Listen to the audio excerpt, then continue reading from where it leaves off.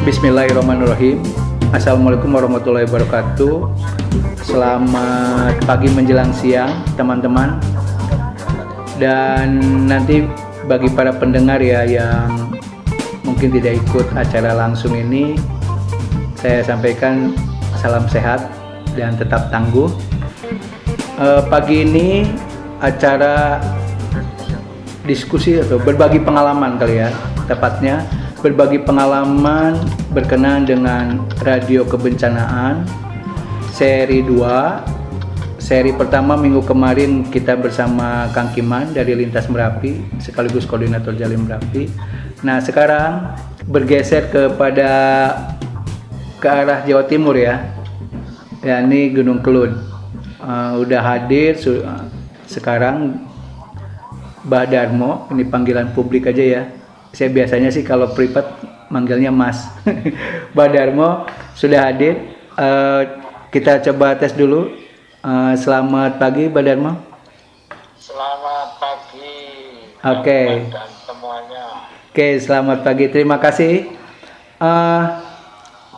Sekilas tentang Mbak Darmo barangkali banyak teman sudah tahu kali ya. Apalagi ini dari Kediri. Tapi barangkali yang lain yang belum tahu, Mbak Darmo itu adalah selain koordinator Jangkar Kelud, sesepuhnya di Jangkar Kelud. Nanti Jangkar Kelud itu apa, barangkali nanti akan diterangkan sedikit oleh Mbak Darmo. Juga beliau adalah sekjennya di Forum PRB Jawa Timur. Jadi untuk urusan kebencanaan se-Jawa Timur paham lah gitu. Malahan mungkin se-Indonesia kali ya. Oke, itu sebagai pengantar bukan pengantar kali ya, memperkenalkan gitu tentang Mbak Darmo. Kemudian kita akan masuk pada sesi berbagi pengalaman tentang radio kebencanaan.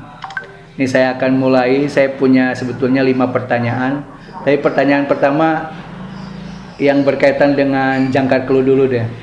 Mbak Darmo bisa ceritakan nggak apa itu Jangkar Kelud? Sejak kapan adanya dan mulai berkiprahnya tentang apa aja gitu ya. Oke, silakan Mbak Darmo. Baik, terima kasih Pak Ahmad. Selamat pagi, assalamualaikum warahmatullahi wabarakatuh. Waalaikumsalam Untuk semuanya, selamat menjalankan ibadah puasa. Yang sedang menjalankan, yang sedang tidak menjalankan, ya monggo sambil menikmati kopi daringnya, dinikmati ya.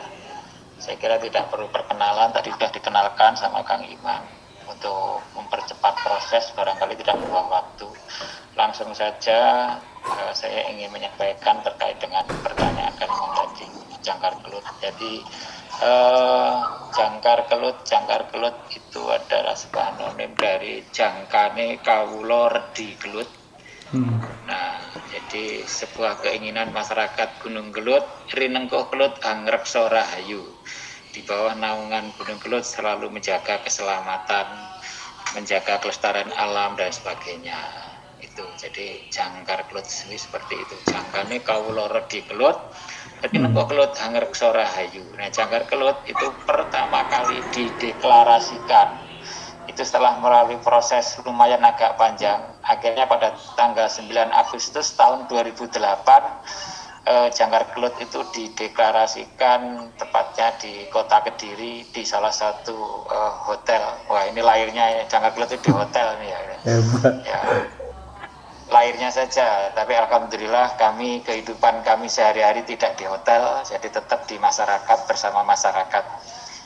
Ini jadi di salah satu kota Kediri. Nah, pada waktu deklarasi dihadiri oleh, seingat saya itu 68 keterwakilan dari berbagai utusan yang ada di 3 kabupaten, Blitar, Kediri, dan Malang. Karena pada waktu itu ada serangkaian kegiatan penguatan kapasitas. Di akhir sesi akhirnya kami sepakat untuk mendeklarasikan sebuah komunitas yang kita beri nama Jangkar Kelud. Nah, ini pada 9 Agustus 2008. Nah, akta notaris kita baru tahun 2011. Nah, Jangkar Kelud itu sejatinya sebagai bentuk wujud kebudayaan warga masyarakat Gunung Kelud betapa pentingnya membangun kesiapsiagaan sejak dini dalam rangka pengurangan risiko bencana. Karena apa? Bahwa kami menyadari, kami warga Gunung Kelut ini yang tergabung dalam Jangkar Kelut ini menyadari bahwa kami hidup di daerah rawan bencana. Maka dengan menggunakan salah satu pilihan dari 3 pilihan, maka kita adalah milih yang ketiga, pilihan yang paling berisiko, yaitu hidup nyaman bersama ancaman. Karena pilihan yang pertama menjauhkan ancamannya tidak mungkin, karena Kelut nggak mungkin dipindah. Terus yang kedua, kita yang menjauh itu juga nggak ada yang mau, suruh transmigrasi nggak ada yang mau, terhindar dari Gunung Kelut. Kalau transmigrasi ke tempat lain ternyata sana juga ada potensi ancaman lain, maka kami sepakat ya sudah, ancamannya biar situ, kita tetap tinggal di sini tapi bisa hidup nyaman bersama ancaman. Ini yang kami pilih, maka kami membuat sebuah komunitas yang namanya Jangkar Kelut tadi. Nah, kegiatan-kegiatan yang kita lakukan sejak berdiri sampai hari ini pun kita masih tetap melakukan kegiatan penguatan kapasitas masyarakat terkait dengan bagaimana memahamkan kepada masyarakat bahwa kita ini memiliki ancaman permanen, kita hidup dalam bencana. Apa yang harus kita lakukan ketika ancaman nanti hadir? Tapi sebelum ancaman itu hadir, apa yang bisa kita lakukan? Kita mulai dari mencoba untuk mengenali ancamannya, mengenali tanda-tandanya, mengenali kapasitas kita itu apa, kelemahan kita itu apa. Itu kita kenalkan semuanya kepada kita semuanya, warga masyarakat yang hidup di daerah bencana ancaman Gunung Api Kelut.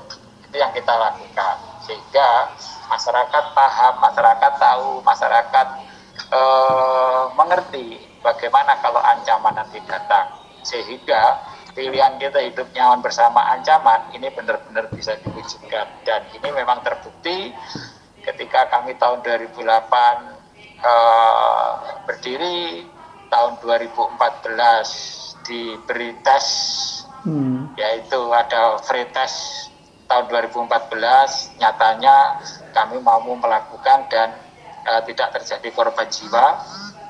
Dan yang lebih menarik bukan zero victimnya, namun adalah terjadi evakuasi mandirinya. Nah, mengapa itu bisa terjadi? Ini salah satunya tidak terlepas dari peran radio komunitas. Oke, ini berkaitan dengan radio komunitasnya nih. Sebelum melanjutkan ke peran fungsinya, ada berapa anggota Jangkar Kelut? Radio komunitas di Jangkar Kelut yang tergabung ya? Ya, kalau radio komunitas ada 9 radio komunitas di Jangkar Kelut. Tapi kalau personilnya ada berapa anggota, lah ini kami sampai hari ini pun Jangkar Kelut itu berapa personil kami tidak pernah tahu, karena keluar masuk. Namun secara garis besar bisa kami sampaikan, ketika kami melakukan kegiatan lokalate peningkatan kapasitas itu diikuti antara 30 sampai 40 orang.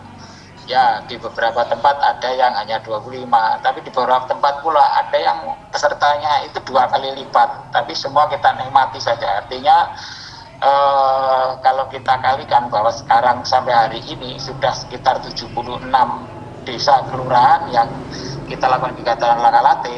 Kalau kita rata-rata saja setiap desa itu pesertanya itu 30 saja, bisa dikalikan 76. Bahkan ada satu desa itu yang sudah kita lakukan kegiatan lokalate itu sampai 2, 3 dan pesertanya berbeda-beda. Maka ketika ditanya berapa jumlah anggota Jangkar sampai hari ini pun saya juga tidak tahu persis. Namun kalau jumlah radio komunitas dapat kami pastikan ini ada 9. Oke. Di kabupaten, kita awali dari Kabupaten Blitar dulu. Blitar ada dari berapa? Dari Abjati dulu ya. Kabupaten Blitar ini ada 3 radio komunitas, yaitu Susu FM yang bertempat di Desa Susu, Kecamatan Gandusari. Kemudian ada radio Lintas Kelut FM, ini di Desa Modangan, Kecamatan Nglegok. Kemudian radio Candi Kelut FM ini di Desa Candirejo, Kecamatan Ponggok. Jadi di Kabupaten Blitar itu ada di 3 kecamatan dan ada 3 radio komunitas, Kecamatan Gandusari, Ngelegok, dan Bongko. Kemudian di Kabupaten Kediri ini ada 4 radio komunitas. Yang pertama itu ada di Kecamatan Ngancar. Kecamatan Ngancar ada 2, yaitu Sempuraya FM, ini di Desa Sempu. Kemudian ada Radio Kelut FM, ini tepatnya di Dusun Margomulyo, Desa Sepi Waras.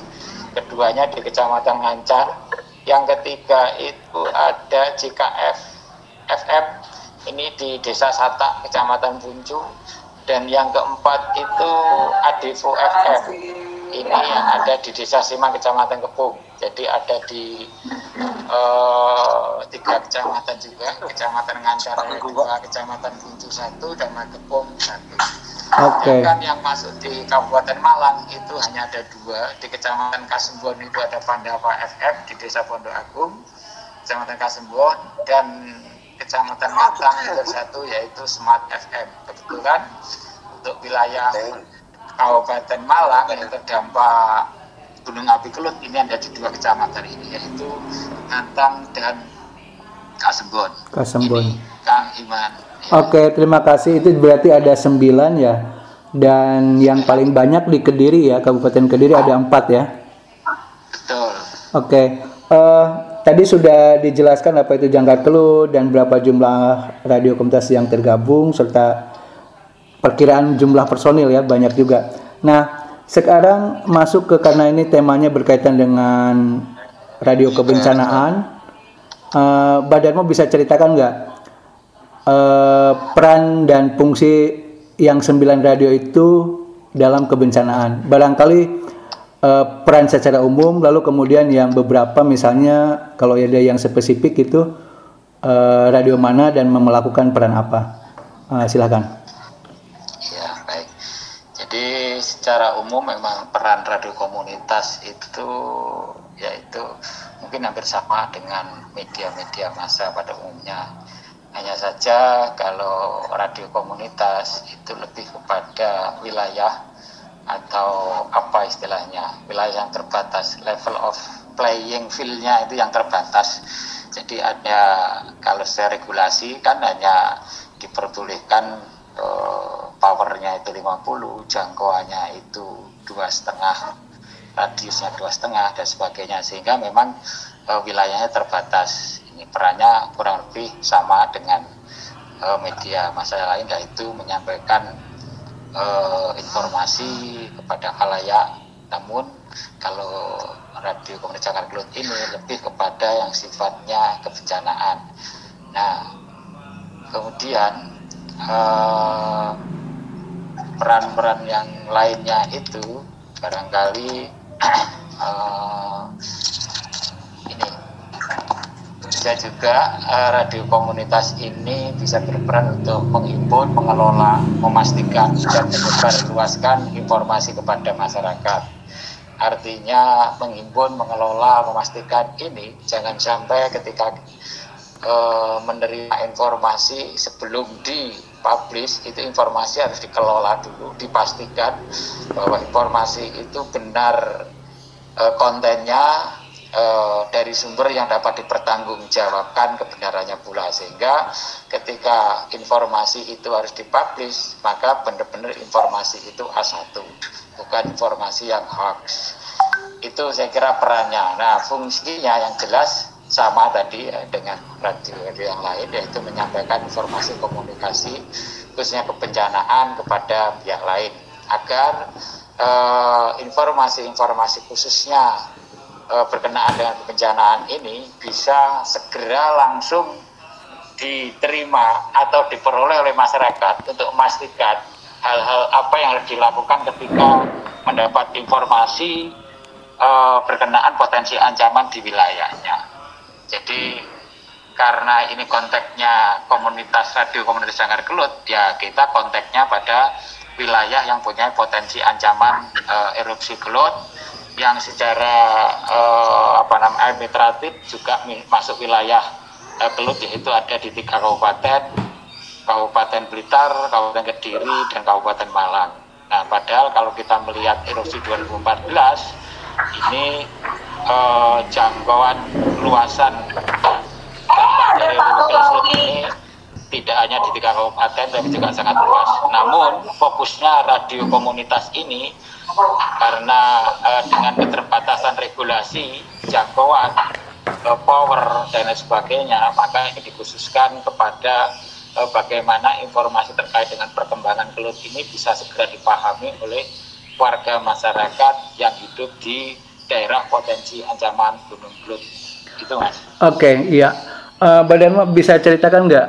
Itu kan ada satu cerita yang saya dapat di mana di kasus erupsi 2014 kali ya.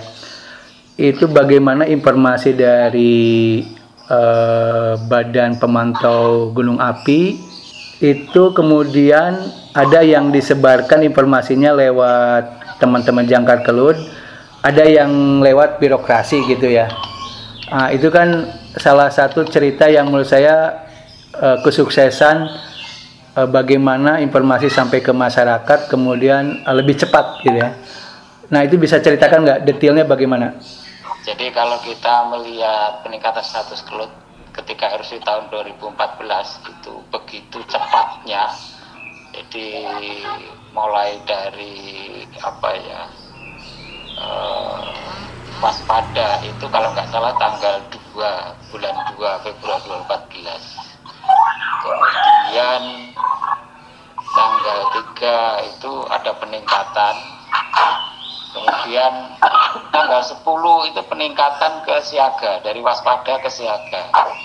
Dan tanggal 13 itu sudah awas, kemudian selang nggak sampai 2 jam erupsi. Artinya ada waktu yang sangat pendek ketika peningkatan status sampai erupsi Gelut terjadi. Nah, yang kami lakukan untuk radio komunitas dan sistem informasi atau sistem peringatan dini kami bangun di Gelut ini memang ada sesuatu hal yang menyimpang, dalam tanda kutip. Menyimpang di sini memang tidak sesuai dengan SOP, namun justru dari hal yang menyimpang ini justru bisa membuat masyarakat itu bisa terselamatkan secara mandiri. Kalau kita melihat, ini ada 2 alur informasi dari pos pengamatan Gunung Api Gelut. Dari di sisi lain, dari pos PGA Gelut ini secara legal formal harus menyampaikan ke BVMBG, ke pusat. Kemudian dari pusat nanti diolah data-data itu sehingga turun sampai ke masyarakat melalui beberapa tahapan.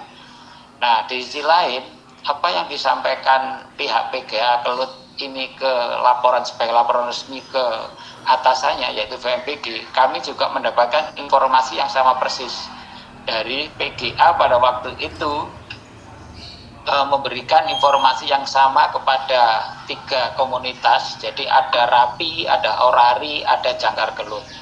Nah, khusus kepada Jangkar Kelut ini memang kami sudah sepakat bahwa informasi yang kita dapat dari PGA itu nanti siapapun yang memperoleh informasi, mendapatkan informasi harus kita klarifikasi dulu, termasuk harus klarifikasi selain kepada sumbernya, harus klarifikasi juga kepada koordinator Jangkar Kelut, sehingga sebelum informasi itu nanti dilanjutkan, informasi itu sudah valid. Nah, dari Jangkar Kelut ini biasanya yang kita beri mandat untuk menerima informasi selain koordinator itu juga teman-teman yang memegang alat komunikasi HT. Nah, karena di Lingkar Kelut ini juga ada komunitas HT yang ini untuk mendukung informasi-informasi untuk disebarkan di radio komunitas. Nah, dari melalui HT ini teman-teman mendapatkan informasi dari pos pantau, juga melalui selain ini juga melalui WA. Jadi informasi itu kita himpun baik melalui HT maupun melalui media sosial lainnya. Namun informasi ini benar-benar kita feed-kan terlebih dahulu. Setelah feed baru kita sampaikan ke radio komunitas. Nah, radio komunitas ini langsung mempublish terkait dengan peningkatan status aktivitas Gunung Gelut dan himbauan-himbauan kepada masyarakat harus seperti apa, harus bagaimana ketika ada informasi seperti ini. Nah, ini yang lebih masif itu disampaikan melalui radio komunitas. Nah, pada saat itu memang tidak semua radio komunitas itu on pada waktu itu. Namun ketika tahun 2014 itu mungkin hanya satu kalau nggak salah yang pada waktu itu memang alatnya rusak. Saya nggak perlu sebutkan, tapi yang jelas dari 8 radio komunitas ini mereka menyampaikan di wilayahnya masing-masing. Jadi informasi dari PGA kita terima, kita cross check, kita olah jadi berita yang benar-benar fix terkait dengan perkembangan dan aktivitas Kelut, maka ini kita sampaikan ke masyarakat dan kita laporkan kepada pemerintah desa juga. Nah, radio komunitas itu menyampaikan informasi, juga memberikan panduan kepada masyarakat harusnya seperti apa dan bagaimana melakukan tindakan dan sebagainya. Ini jadi kalau dari formalnya itu ada mulai dari Pospanto ke BPMPG, ke Satlam, TNI, Polri, SKPD di tingkat provinsi, kabupaten, sampai pemerintah desa, sampai kepala dusun, RT, baru masyarakat, ini melalui jalur yang cukup panjang. Nah, kalau melalui kami dari komunitas ini cukup dari radio HT juga bisa langsung menyebarkan ketika informasi A1, juga bisa melalui radio komunitas, sehingga ini potong kompas yang luar biasa. Sehingga mungkin ini salah satu faktor mengapa ketika erupsi Kelut tahun 2014 itu zero victim dan terjadinya evakuasi mandiri. Namun perlu kami tandaskan di sini, kami Jangkar Kelut tidak satu-satunya, pasti ada juga pihak-pihak lain yang melakukan yang sama. Namun yang perlu kami garis bawahi, kami Jangkar Kelut ini memiliki jaringan di 3 kabupaten. Nah, ini kami bukan satu-satunya yang melakukan distribusi informasi ke masyarakat, namun kamilah satu-satunya yang memiliki jaringan bahkan nomor kontak di 3 kabupaten, yaitu Blitar, Kediri maupun Malang. Oke. Seperti ini, Mas Iman. Oke, terima kasih Badan untuk penjelasan tentang kenapa waktu erupsi Kelut 2014 itu zero victim ya, walaupun ada beberapa cerita, ada juga ya yang meninggal, tapi itu kasus lain ya. Oke, rupanya sudah hadir juga Mas Anton dari Universitas Atmajaya. Tadi saya lihat juga ada Mas Bowo yang baru masuk juga, tapi kelihatannya nggak kelihatan lagi. Ada juga Ibu Sipa, tapi keluar lagi nih. Bagi yang lain, teman-teman yang udah hadir dari awal, diingatkan bahwa bertanya atau menanggapi baru di-on-kan ya, yang call-nya itu. Oke, kita lanjut. Ini saya punya satu pertanyaan lagi. Setelah itu baru teman-teman bisa mulai menanggapi atau bertanya atau apapun gitu ya ke Badarmo. Badarmo, itu kan kira-kira cerita baiknya lah ya, bahwa Jangkar Kelut, teman-teman radio komunitas yang 9 yang ada di 3 kabupaten kota di lingkar Jangkar Kelut itu melakukan peran fungsinya sehingga masyarakat bisa terselamatkan. Nah, selain itu saya ingin tahu juga tantangan atau masalah-masalah yang dihadapi di lapangan. Ini kan, tapi ini barangkali fokusnya kepada bagaimana nanti si radio kebencanaan ini menjadi ideal ya. Apa yang dihadapi yang sepengalaman Badarmo atau terus kemudian itu perlu diperbaiki lagi gitu. Boleh diceritakan nggak? Silakan. Baik, makasih. Ya. Mungkin kalau radio komunitas tantangannya itu hampir sama ya di mana Burakom itu. Namun secara spesifik karena kami ada di daerah pegunungan, mungkin ini beda dengan daerah pesisir misalnya. Nah, ini yang salah satu tantangan kita itu adalah desa-desa yang masuk daerah rawan bencana di seputaran Kelut ini adalah secara geografis ini letaknya ada daerah bukit-bukit, cekungan. Nah, ini tantangan terkait dengan Rakom. Karena apa? Ya, nanti juga akan sangat sulit ketika dengan power yang minim bisa menjangkau ke seluruh wilayah desa, bukan ke kecamatan tapi cukup desa saja. Misalnya di salah satu desa saya saja, desa Pondok Agung ini desa kami itu memanjang kurang lebih sekitar 6 km. Nah kebetulan pemancar kami kita taruh di balai desa yang kalau kita lihat itu seperti cekungan, padahal di luar cekungan itu ada dusun-dusun lain sehingga tidak bisa menerima siaran kami. Justru siaran kami itu diterima sangat baik itu di wilayah lain, misalnya di desa tetangga yang masuk Kabupaten Kediri, daerah Besowo, Siman, itu bisa dengan jelas mendengar siaran kami. Tapi di desa kami sendiri karena tempat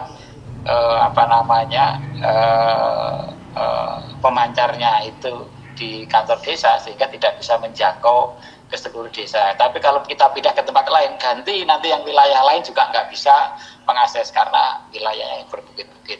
Ini kemudian juga selain tempat kapasitas pancarnya itu terbatas, nah ini juga tantangannya ini dari penyiarnya sendiri karena kita sifatnya kerja bakti, hanya honor, hobi. Nah ini juga menjadi tantangan tersendiri bagaimana teman-teman penyiar ini bisa tetap eksis walaupun tidak ada apa-apanya, harus meninggalkan rutinitas sehari-hari dan harus berjuap-juap menyampaikan informasi terkait dengan Kelut pada waktu itu. Nah ini juga menjadi tantangan. Terus kemudian juga tidak memiliki anggaran rutin untuk maintenance, untuk perawatannya. Ini juga sebuah tantangan. Maka semua ini kita lakukan ya memang semata-mata demi kemanusiaan. Nah, untuk menyikapi beberapa tantangan dan hambatan itu tadi, ya salah satunya untuk agar bisa diterima di dusun lain yang misalnya di balik bukit, kita membuat semacam pancar ulang, itu apa yang istilahnya apa itu? Relay. Relay. Nah, kita buat seperti itu, kita taruh di atas bukit sehingga di dusun di balik bukit itu paling nggak bisa menerima, itu salah satunya. Terus kemudian ini terkait dengan motivasi penyiar tadi, ya kita selalu memberikan motivasi terus-menerus bahwa kegiatan ini adalah murni kemanusiaan. Insya Allah kita sedang berinvestasi. Saya yakin kegiatan-kegiatan baik ini pasti akan mendapat balasan yang baik pula. Nah, motivasi-motivasi inilah solusi yang kita berikan kepada teman-teman penyiar. Selain hal-hal yang sifatnya teknis. Kemudian ya itulah upaya-upaya kita untuk memotivasi teman-teman agar tetap eksis, terutama kepada penyiar. Nah, untuk perawatan, nah kita kalau di Jangkar ini kan terkenal dengan istilah wool, mangan ramangan sementing wool, nah saweran. Nah ini memang kita sampai hari ini mungkin ketika saya bicara secara umum terkait dengan pendanaan ketika kita Jangkar Kelut, ini belum pernah menemukan di lembaga lain yang pendanaannya secara saweran atau wool, dan ini kita buktikan sampai hari ini pun kita mampu melakukan itu semuanya. Nah, terus ini sekalian Mas Iman, mungkin perlu kami sampaikan sebelum ada pertanyaan. Saya yakin ada banyak. Bagaimana kondisi Rakom 9 Rakom sekarang ini? Nah, ini kami sampaikan sekalian. Iya, itu sudah ada sih, sebetulnya pertanyaan itu saya sudah siapkan, tapi silakan dijawab. Saya jawab aja dulu sekalian, Mas, sebelum bertanya. Jadi kondisinya ya perlu perhatian. Saya yakin perlu perhatian, ini mananya sangat luas ya. Karena juga ini radio komunitas ini sejak tahun 2011 kami ada, sampai hari ini sudah kurang lebih sekitar 10 tahun. Jadi biaya perawatan seperti yang saya sampaikan tadi tidak ada anggaran khusus, sifatnya saweran. Nah ini makanya wala-wala kuato kan gitu. Jadi, bukannya sebagian itu gabung sama desa ya? Saya lihat beberapa teman.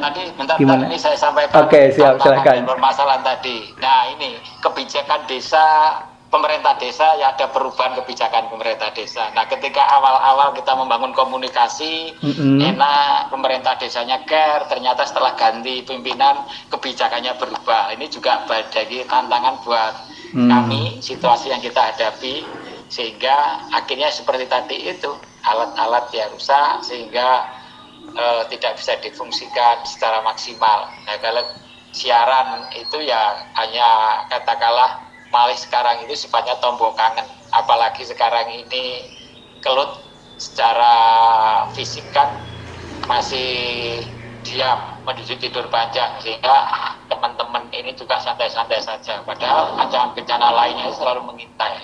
Jadi ini kondisinya Rakop ya, sampai hari ini masih ada, tetap eksis, tapi tidak di 9 radio komunitas, hanya beberapa yang masih eksis dan masih siaran walaupun sifatnya terbatas, tapi masih tetap melakukan siaran. Oke. Nah, ini kondisinya hari ini 9 radio komunitas yang ada di lingkar Kelut. Butuh perhatian. Oke, terima kasih, Badal. Ya saya tahu karena saya sering juga kan ke Kediri. Maksudnya situasi itu tuh juga dialami lah langsung, dan memang beberapa tantangan hari ini. Ada beberapa teman misalnya di Sera itu masuk menggunakan Facebook ya, menggunakan media online lah, maksudnya media sosial begitu, lewat WhatsApp gitu, grup-grupnya. Tapi itu saya kira menyiasati bagaimana radio sedang off dulu ya, atau tidak on air dulu. Kemudian yang saya dapat update nih, Sera FM ini bulan ini akan on air lagi. Menarik juga sih. Jadi mati hidupnya itu. Oke. Itu tadi situasi Jangkar Kelut. Ini adalah bercerita tentang jaringan radionya ya di lingkar Kelut, di 3 kabupaten ya. Blitar, Kediri sama Malang. Dan peran fungsinya dari 2011 barangkali mungkin momen-momen terhebatnya di antara itu ya, sebelum erupsi dan pasca erupsi itu ya. Dan kesini barangkali sudah menurun lagi. Di sini sudah ada beberapa teman, ada Mas Bowo, ada Mas Anton, ada Mas Lam dari Merapi FM, ada juga Andika ya. Mas Andika ini di Sempu ya, di Sempu. Oke. Oke, ada Mas Andika di Sempu. Ada yang mau menanggapi atau bertanya gitu? Ya, silakan Mas Anton. Ya, Mas Darmo. Salam sehat. Sehat. Terima kasih ya. Berada, Bang. Sebentar. Mas Andika boleh dimatikan lagi nggak? Sedang di luar ya? Oke. Oke, Mas Anton silakan. Ya, baik. Terima kasih Mas Darmo sudah berbagi pengalaman. Ya. Tadi saya catat tentang misalnya biaya perawatan dengan wool atau saweran atau urunan. Itu nanti tolong diceritakan ya, Mas. Kayak gimana bisa sampai muncul semangat semacam itu ya. Jika hal itu bisa terjadi, siapa tahu di tempat lain kan nanti bisa mendapat inspirasi ya. Lalu sejak 2011 itu awalnya 9 Rakom ya di Jangkar Kelut ya. Dan sekarang ada beberapa yang masih aktif, yang lain mungkin tidak aktif. Nah, yang tidak aktif nanti tolong dijelaskan ada yang aktif. Yang aktif ada berapa gitu ya, Mas? Siapa saja? Dan di Jangkar Kelut secara keseluruhan, kalau Mas Darmo melihat itu sebenarnya motivasi teman-teman pengelola itu masih semangat nggak sih untuk mengadakan siaran itu ya, supaya kemudian kami ingin tahu pengalaman dari Jangkar Kelut yang mungkin sangat menarik untuk disampaikan ke yang lain ya. Itu dulu ya Mas Darmo, dan saya berharap bisa ke Kediri lagi, saya pernah ke Kediri dulu sama Kang Iman ya. Iya. Ya. Oke, Bu. Silakan Mas Matur nuwun. Matur nuwun. Silakan Mbak Darmo. Ya, baik. Terima kasih Mas Anton. Ya. Langsung saja ya, ini mungkin yang aktif aja dulu. Mungkin kalau kami sampaikan, saya harus menaruh rasa hormat khususnya kepada teman-teman Candi Kelut ini. Teman-teman Candi Kelut ini luar biasa di Desa Candirejo, Kecamatan Ponggok ini. Mereka begitu semangatnya teman-teman di Candi Kelut ini, bahkan sampai hari ini masih terus on. Terus kemudian Adevo ini juga Sata ini memulai karena dipindah dari Balai Desa, ini juga akan memulai. Sembuh ini alhamdulillah tadi informasi dari Kang Iman tadi seperti itu. Nah, kemudian ini yang berikutnya ada di wilayah Malang, Semat ini sementara diperbantukan di kecamatan untuk radio komunitas, tapi artinya bahwa radio ini juga tetap on, bahkan kecamatan itu membutuhkan teman-teman dari Semat untuk menyampaikan informasi kaitannya dengan bencana, tidak hanya Gunung Kelut tapi ancaman bencana-bencana yang lainnya. Nah, untuk yang lainnya di desa apa? Itu Ngantru, Desa Ngantru, Kecamatan Ngantang gitu. Informasinya. Jadi kemarin ketika musim penghujan kemarin, karena di wilayah Malang Barat ini banyak longsoran, terjadi sering longsor, banjir, maka dipindah di kecamatan itu. Cuman informasi terkini hari ini saya juga belum mendapatkan update, tapi kemarin seperti itu informasinya ini. Nah, kemudian bagaimana terkait dengan sistem penganggaran atau pendanaan dengan WUL. Nah, WUL ini sejatinya ini adalah rohnya Jangkar Kelut. Ketika kami itu berdiri, memang kami itu di apa ya istilahnya, di apa ya, cekoi itu apa istilahnya itu. Pokoknya dilahirkan bahwa kegiatan ini tidak boleh mengandalkan dari pihak lain, harus kita mengandalkan kekuatan diri kita sendiri. Dengan cara seperti apa? Jadi misalnya begini, kegiatan yang kami lakukan salah satunya setiap tahun ini adalah, cuman karena pandemi yang tahun kemarin tidak bisa kita laksanakan, yaitu riayan. Kalau teman-teman di Pasak Merapi itu kan ada istilahnya kalau di Pasak itu bukan riayan, bukan nih, kumpul-kumpul lah ya, acara kumpul-kumpul itu. Apa sih? Nah, kalau kami di Kelut ini, Jangkar Kelut menggunakan acara riayan. Nah, riayan itu kita mengundang seluruh anggota di 3 kabupaten. Nah, konsep kita serius santai. Nah, serius santai itu gini, karena bergilir. Jadi kalau tahun ini di Kabupaten Malang, tahun berikutnya di Kabupaten Blitar nanti Kediri, dan putarnya sesuai dengan arah jarum jam. Nah, misalnya tahun ini kita di Kabupaten Malang mengadakan ketemu istilah serius, karena seriusnya didulukan.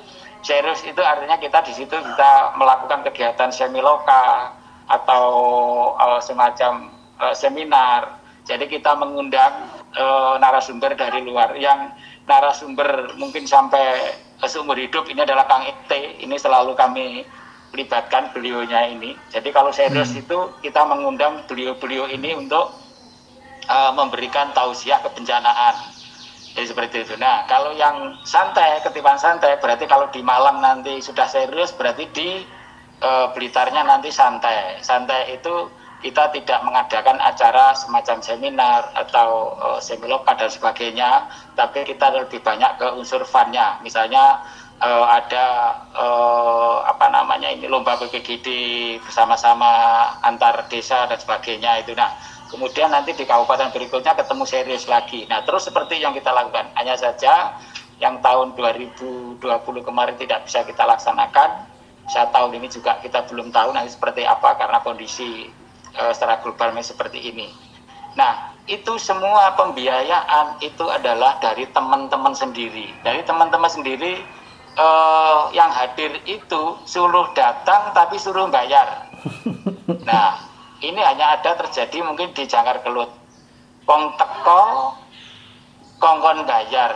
Tapi alhamdulillah semuanya mau itu. Nah, karena memang sejak awal kami berdiri itu memang kita apa istilahnya? Kita arahkan untuk ini pendanaan secara mandiri, kegiatan secara mandiri. Nah, begitu juga ketika ada radio komunitas, maka karena kita tidak memiliki anggaran untuk itu, nah anggarannya ya saweran seperti itu.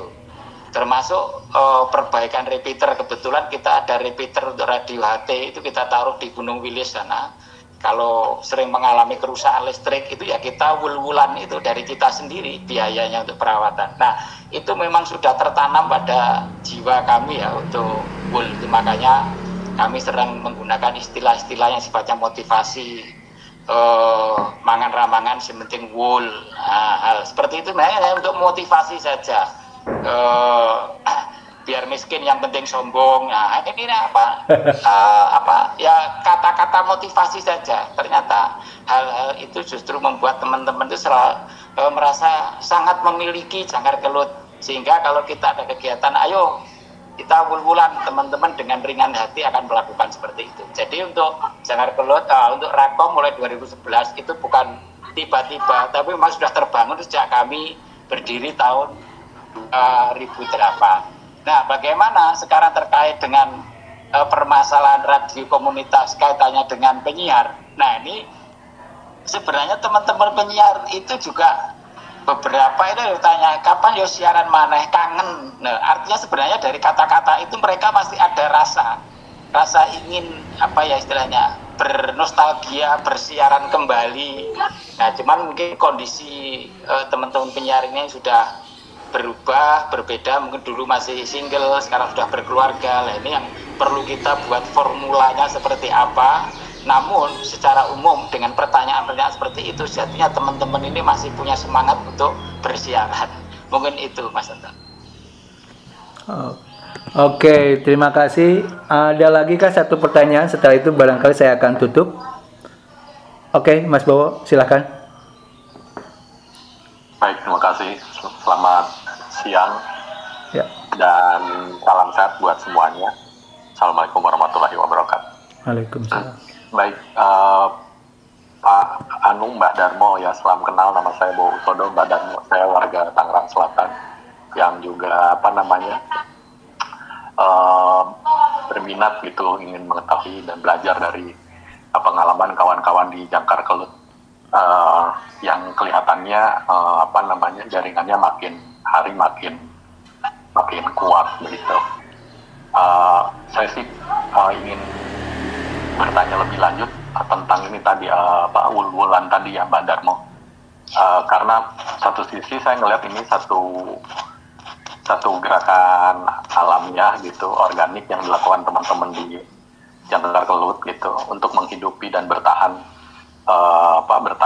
untuk memberikan warna khusus ya dalam kerja-kerja penanggulangan bencana. Tapi di sisi lain tadi Mbak Darmo juga menceritakan tentang perlunya perhatian dari pihak-pihak lain, mulai itu pemerintah atau dalam tafsir saya juga mungkin pihak-pihak swasta begitu.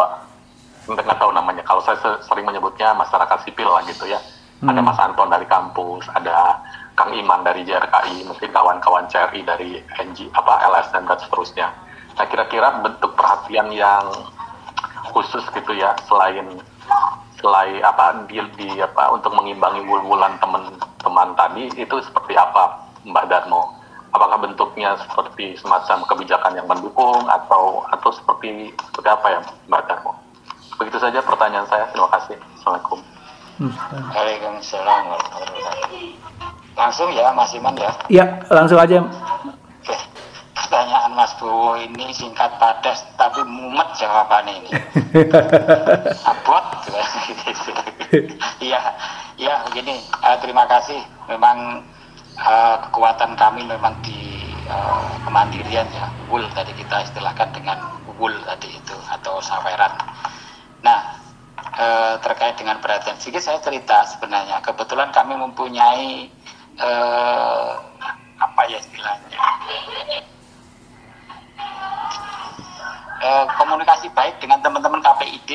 di provinsi. Nah, sebenarnya kalau teman-teman KPID ini setelah mereka mengetahui ada radio komunitas Jangkar Gelut ini ada di 9 wilayah, ada di 9 rakom, ini sempat menanyakan sejauh mana perizinannya. Kebetulan kami juga pernah mengurus izin sampai ke tingkat evaluasi apa itu? Saya kok lupa istilahnya. EDP, evaluasi dengar pendapat. EDP, betul-betul sampai evaluasi dengar pendapat sampai situ. Nah, akhirnya kita mentok pada INB. Nah, kadang kita kan nempel di kantor desa biasa seperti itu, atau di salah satu ruang rumah dari teman-teman anggota Jangkar yang notabene di desa itu mendirikan bangunan tanpa INB, sehingga kami mentok. Nah, sebenarnya teman dari KPID ini justru mendorong, ayo Mbah, kita buat satu dulu saja, kita selesaikan sampai clear terkait dengan perizinannya. Nah, cuman ini sudah ada peluang yang luar biasa dari teman KPID ini. Nah, cuman kami sendiri yang agak belum bisa merespon dengan cepat terkait dengan tawaran itu. Nah, karena apa? Ini ada kaitannya dengan perhatian tadi. Nah, perhatian di sini memang banyak ya terkait dengan bagaimana menghidupi kami, terutama penyiar ini supaya tetap eksis, karena rata-rata penyiar-penyiar kami ini ya sekarang sudah berkeluarga yang mereka harus konsentrasi pada penghidupan mereka, sedangkan untuk regenerasi ini juga butuh waktu dan sebagainya. Kemudian bagaimana peralatan-peralatan maintenance ini juga penting. Ternyata perlengkapan elektronik itu kecil tapi juga relatif mahal biayanya, tidak sesuai dengan barangnya itu kecil tapi biasanya harganya mahal.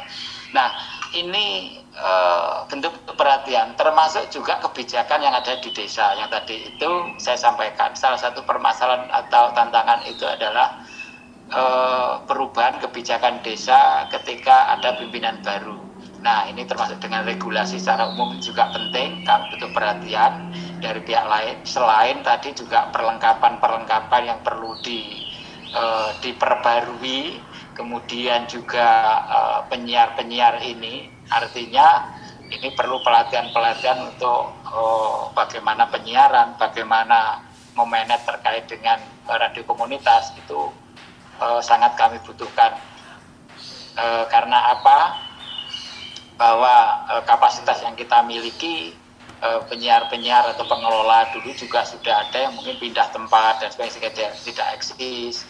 Mungkin seperti itu yang kami butuhkan terkait dengan perhatian. Jadi memang butuh perhatian banyak, mulai dari regulasi, kebijakan, termasuk pendanaan dan sebagainya. Nah, cuman kami patut bersyukur itu begini, pasca erupsi 2014 ya paling enggak sekitar 2016 ke atas itu banyak pihak terutama dari BPBD ini yang mulai mengajak kami dari Jangkar Gelut untuk memfasilitasi kegiatan-kegiatan kebencanaan.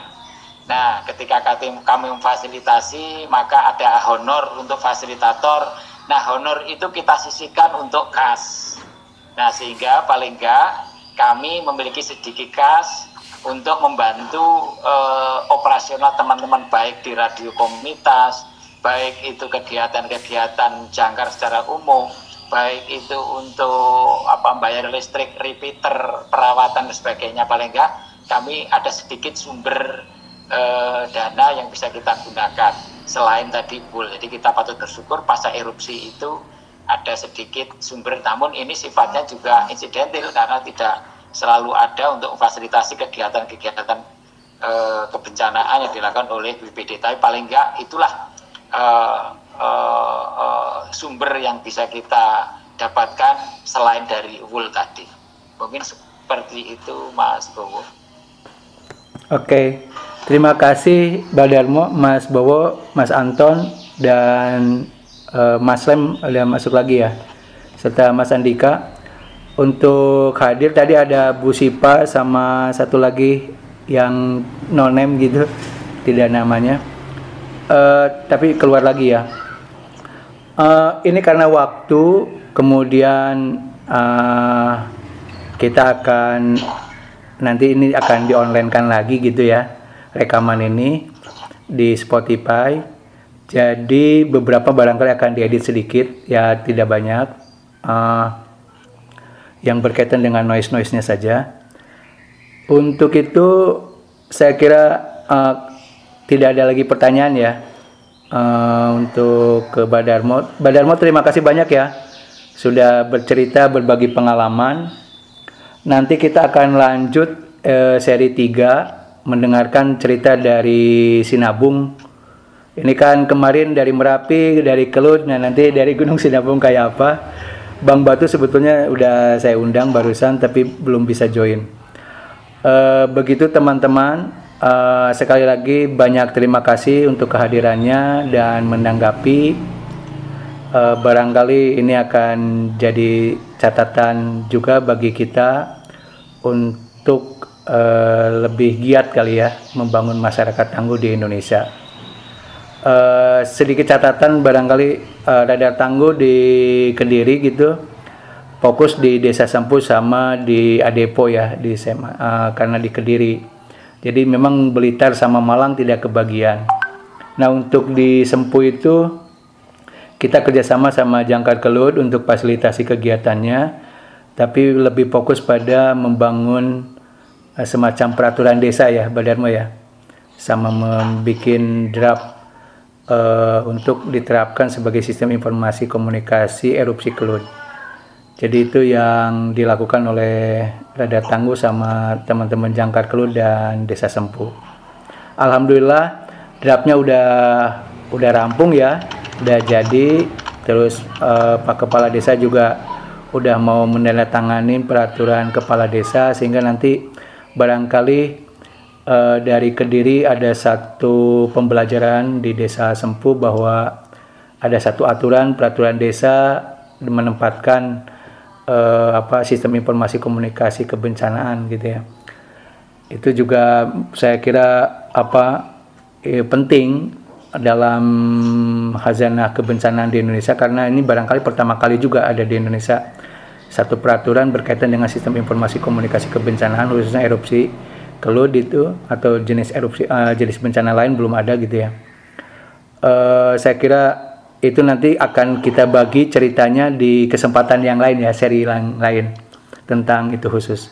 Begitu teman-teman, siang ini acara kita. Sebelum ditutup kita berdoa dulu begitu barangkali, karena dimanapun ya kejadian bencana memang akan terjadi, kita mengalami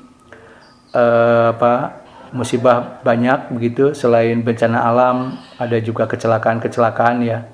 Yang terakhir yang masih update itu kecelakaan kapal selam tenggelam. Tapi mudah-mudahan kedepannya kecelakaan dan bencana-bencana ini makin mengurangi kerugian dengan kita bisa siaga untuk menghadapinya. Saya kira itu pertemuan kita kali ini, berbagi pengalaman tentang radio kebencanaan. Selamat siang. Wassalamualaikum warahmatullahi wabarakatuh. Sampai ketemu lagi. Assalamualaikum warahmatullahi wabarakatuh. Terima kasih. Terima kasih semuanya. Terima kasih.